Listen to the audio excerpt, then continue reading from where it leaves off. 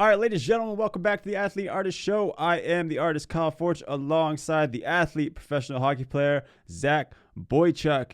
Season 6, Episode 6, presented by Bombastic Casino.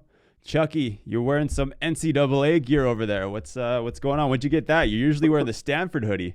Yeah, I'm just collecting college uniforms now, university uniforms. I got a Berkeley one, Stanford, obviously, being in Carolina, got to see a few UNC games, so just keep adding to the collection. Have you had that one for a while, or where are you getting these hoodies? Yeah, they're all in the back room somewhere. I just keep pulling them out. Nice. It looks like a sick hoodie. Thanks, dude. Are you did you go to UNC basketball games or football games, or what when you were down there? Yeah, it was football. We Football? we didn't make it to any of the huge basketball games. That would be unreal, but went to a couple NC State basketball games. I mean, a lot of the Carolina Hurricanes fans, we share the same stadium basically as NC State, and then they have the football stadium right next to it too. So a lot of the Carolina Hurricanes fans cheer for NC State, but Nice. I kind of like the colors better for UNC. Yeah. Yeah, UNC's got that sick like Carolina blue. That's the color I always wanted like a Lamborghini in when I was younger. Yeah, It was always like the Carolina blue. that'd be unreal. My buddy is an assistant coach for NC State for the Oh, basketball no team way. though. Yeah. The Like Wolf just Pack. yeah, he was at oh shoot, what was the name last year? It was the team that the underdog team with Ora Khan, the manager who went viral. Hmm. Um, frick, what was that team's name? McNeese, that's what it was. Oh, right. I remember that. Yeah, They had the Cinderella story, right? No. yeah. And then the head coach went to NC State. He took like his all those guys with him. Crazy. Yeah, and then Unreal. in Durham you have the Duke team, so like there's Hmm. all those three colleges right in Carolina, and everybody cheers for different teams depending on what area you're from. That's crazy, yeah, man. College sports is insane in the U.S. Yeah, I Like, can't wait for hockey to like really take off now that everybody can play there. yeah, for sure. It'll be nice to see more and more schools get D1 programs because like everyone has an ACHA program, but ACHA, like I don't care what people say, ACHA is not a good league. It's just not a No, good level of hockey. not it. Even though they get the odd win here and there sometimes, but Yeah, but they're playing um, like preseason NCAA guys. Like when I think it was yeah. Denver that lost last year or the year before, like they didn't have a bunch of their top guys in. That's true. It'd be crazy. I'd love to see if they could somehow get on, some of the big networks, the ESPNs, the Fox, ABC. Like if they start showing college hockey there, that's when Yeah, they've made it. for sure. And it's continuing to grow, but yeah, man, college sports, even in Nashville, there's so many small schools, like similar to Carolina. There's just so many schools in a small area. Like they've got Vanderbilt, they've got UT's obviously in Knoxville. They've got like Middleton, a couple other smaller schools. Oh, Tennessee State's there too. Oh, Belmont, that's what it is.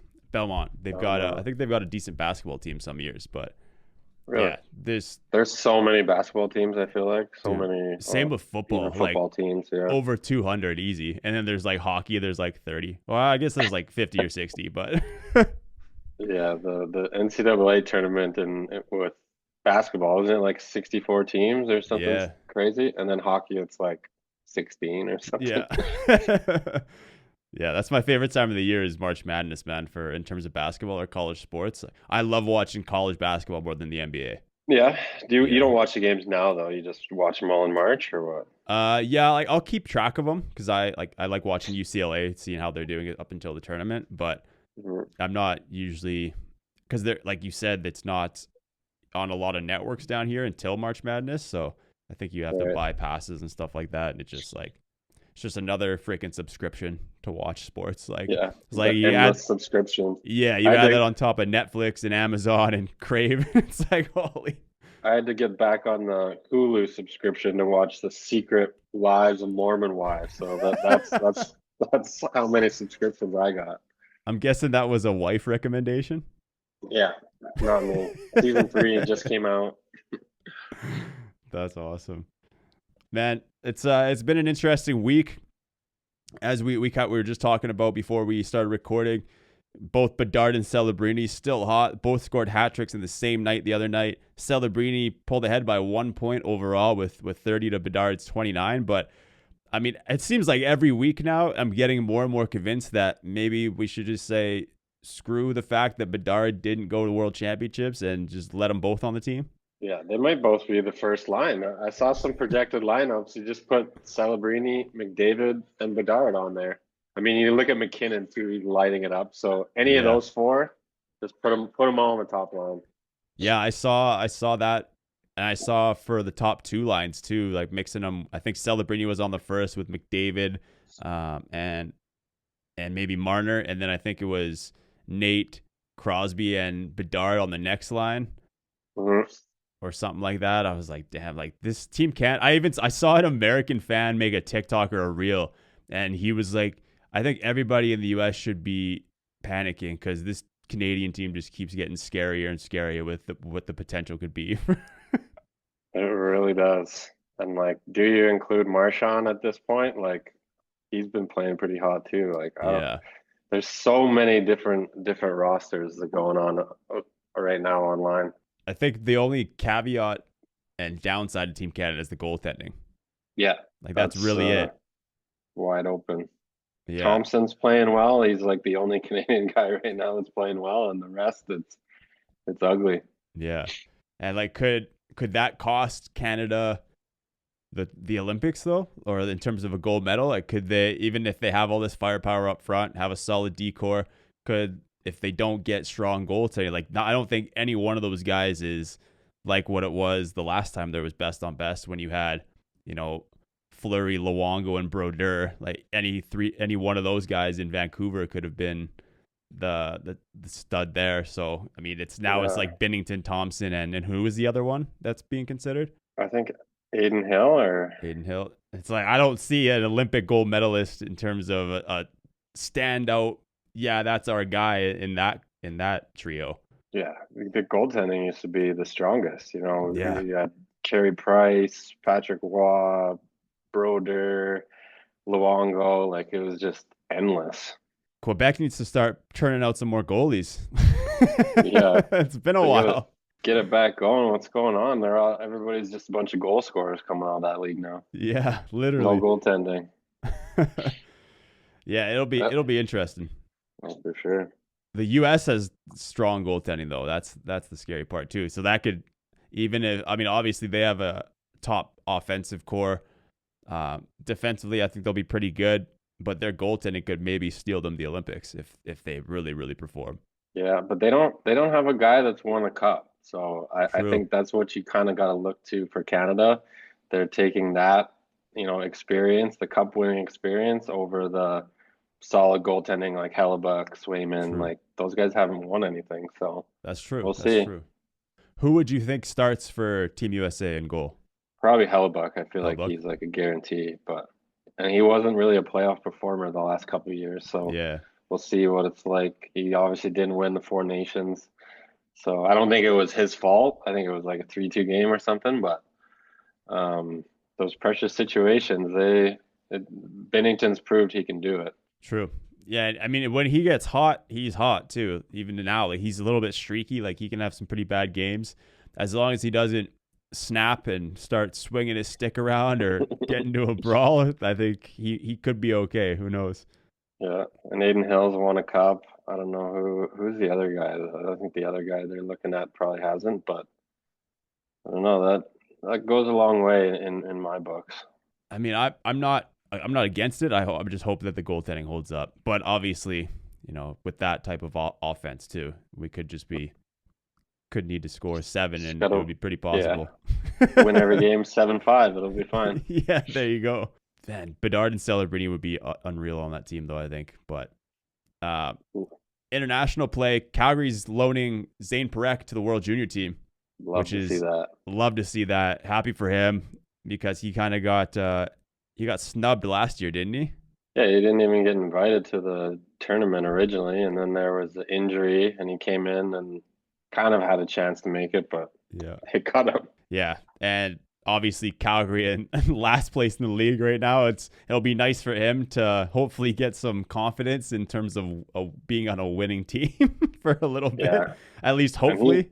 But and he's injured right now, so he's just got to get back playing. I wonder yeah. if they loan him out to the Wranglers for a little bit. I think he can have go on like a 2 week conditioning stint, and Mm. then he'll go right into the World Juniors with a bunch of confidence, hopefully. Yeah, that'd be a good call for sure. It's nice having the AHL team in Calgary now because for years it was kind of floating around like it was in Quad City back in the day, and then Stockton for a while. Having Yeah. that core obviously in Calgary is super easy to call guys up and down, especially these young guys that maybe need the conditioning stints too. Yeah, that's the toughest. Like taking the flights there and back, you got Yeah. hotels and you're not sleeping in your own bed. So that's nice to have the American League team in your city. Man, that the Saddle Dome is just packed full of teams. You got the Flames, you got the Wranglers, you've got the Hitmen, all hockey, and then you've got Roughnecks in lacrosse.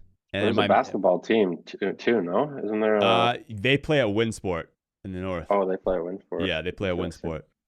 And I think who else plays at the Dome? That might be it for the Dome. But like 4 teams all going over there, especially when lacrosse starts up. Like they're switching 4 different teams in and out of there, plus concerts.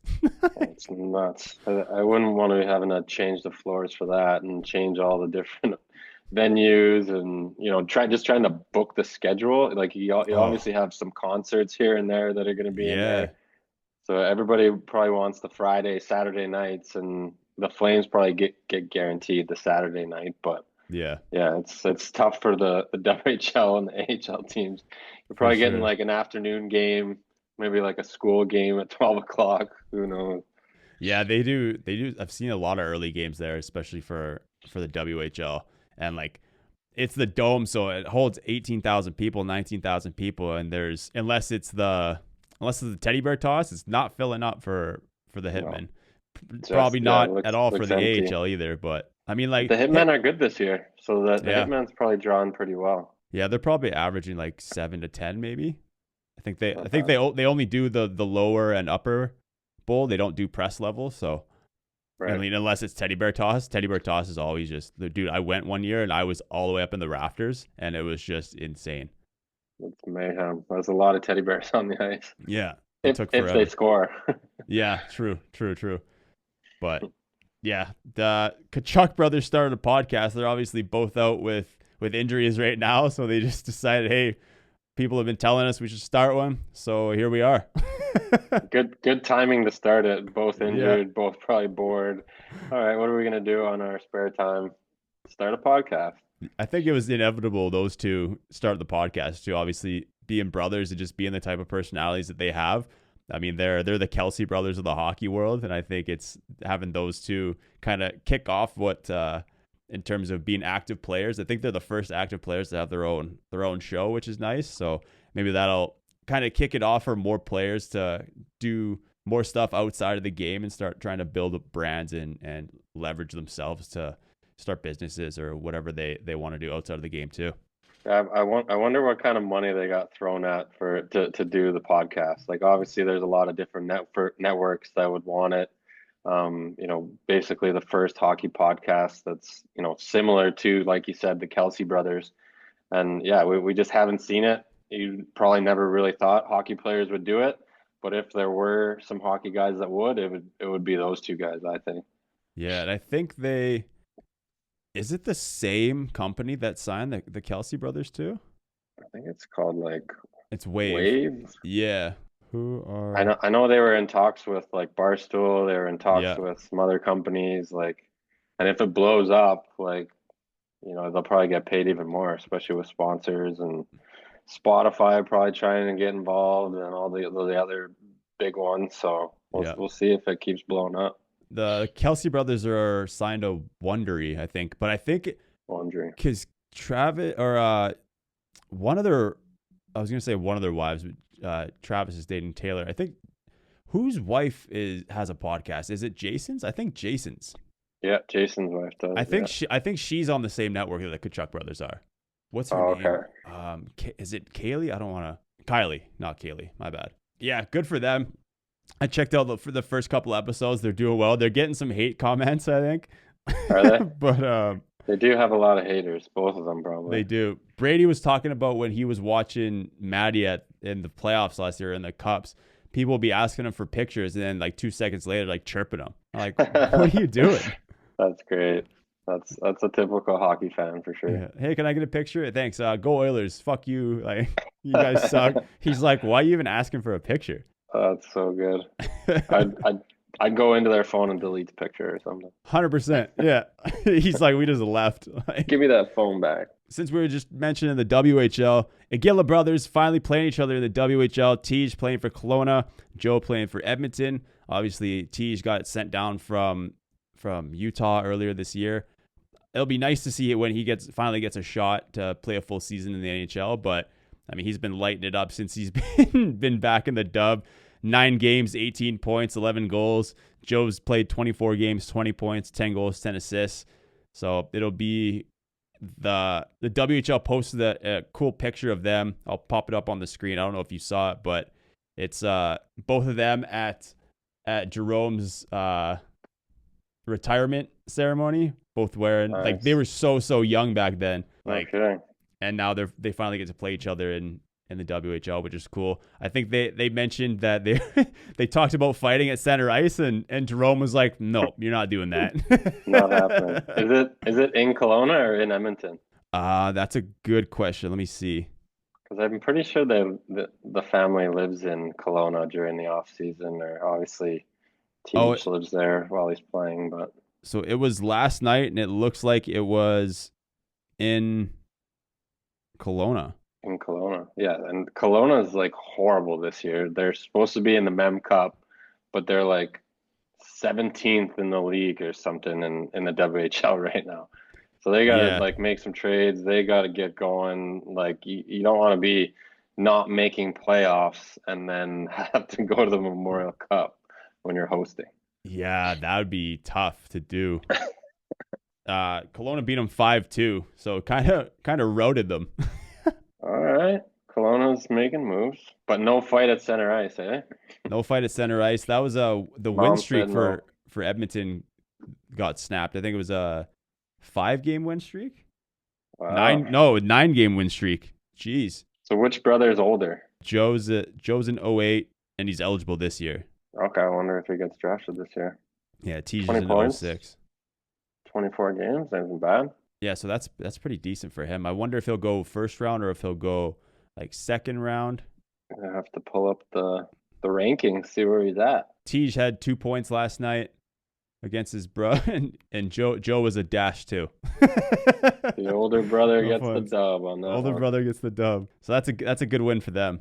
What else we got here? Chucky, anything that stood out to you in the last week? No, just enjoying watching. Obviously, a lot going on over in Europe. The next round of the Champions League is just finishing up this week, so there's a few teams moving on, but I don't think any teams from the Austrian League or the German League. Actually, Ingolstadt, I think they from the German League, they made it on to the next round. But yeah, as far as like hockey in the NHL, it's all about the young prospects or the young guns like Bedard and Celebrini, and then some of the old guys like Crosby and Malkin. They're still kicking around. So hockey's in a good place right now. Yeah, it's in a great place right now. It's nice to see. Did you see the Patrick Waugh flip out the other night? Yeah, that was pretty intense. You don't see coaches going at players too often. Dude, and like it was Rantanen too. It was like Rantanen hit Romanov. So it's like two pretty high level guys. And Patrick Waugh was like, "You're not gonna make it out of the next game." He's like, "You're not gonna finish the next game." Yeah, like just screaming at him. And Rantanen was be a kind of big going one. down the tunnel and stopping, and Patrick Waugh was just lighting him up. Like, But just then going Bednar off. after said that like it was Bednar or Gulletson. I guess he's in Dallas now. But he said like he knows Rantanen, he knows kind of how he plays. He just doesn't feel like he'd be like dirty that way. But Yeah. I don't know. tough to say on that play. Yeah, taking a look at it, like it's definitely wasn't a good play at all. Just Sticks his arm out or something, and yeah, just shoves him, kind of Romanov's gives him that injured. forearm shove, lower back, which is kind of dangerous play that far away from the boards. Obviously, Yeah, Romanov just goes straight to his knees and then goes face first into the boards. So that's an easy way to either get a concussion, break a collarbone, or even worse, like his one arm was kind of curled in too, so he could have snapped his forearm. Like just not a good play. But seeing Patrick Waugh freak out like that it is insane. A lot of intensity there. we'll have to circle that one on the schedule and maybe tune in. I'm sure the Islanders fans will be watching closely that game. One more thing, let's get to some bombastic picks here. We're about to hop on a stream, but there's one thing in particular I think we're gonna have to bet on for sure. But let's get to it. Athlete Artist Show has teamed up with Bombastic for our 6th season. Bombastic.com is a crypto casino and sportsbook offering a wide variety of slots, live tables, and sports markets. Right now, new casino players can get a 100% deposit match up to 1 Bitcoin. Yes, you heard that right. Bitcoin is dropping right now, but they will match it no matter where it is. Plus, 250 extra free spins unlocked for 5 days. Their newly launched sportsbook is live. Check out the sports promo page for boosted odds, including a U.S. sports boost up to 150%. Expect more promos and free bet opportunities rolling out soon. There's no better time to kick off your casino and sports season than at bombastic.com. Terms and conditions apply. Use code AAS.